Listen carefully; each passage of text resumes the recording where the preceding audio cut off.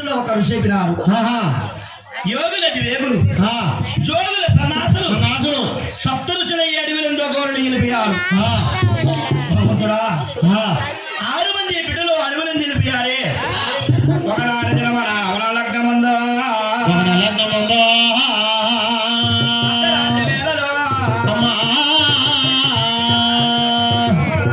అర్ధరాత్రి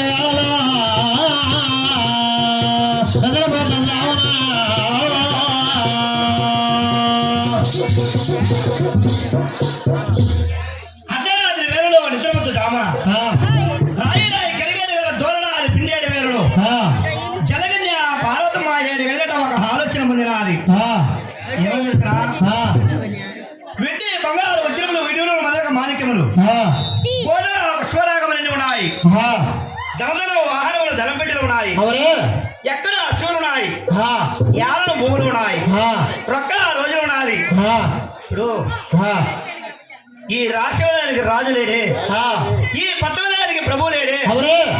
ఆ జలగన్య పార్వతమ్మ మన 7వ గర్భమున సంతానం కొరకు సాలను ఉన్నాయాలని ఆ అర్ధరాత్రి వేళలో శేఖాయ జాడజములు తీర్థం పట్టుకొని ప్రాణనాథుడు గౌతముడు మల్లె పుష్పాల పానపోత మస్తు నిద్రపోతున్నాడు. నిద్రపోయే భర్త దగ్గరికి ఆ జలగన్య పార్వతమ్మ 7 గంటలట శేఖాయ జాడజములు తీర్థం పట్టి ప్రాణనాథుడికి కదిలి వస్తున్నాడట.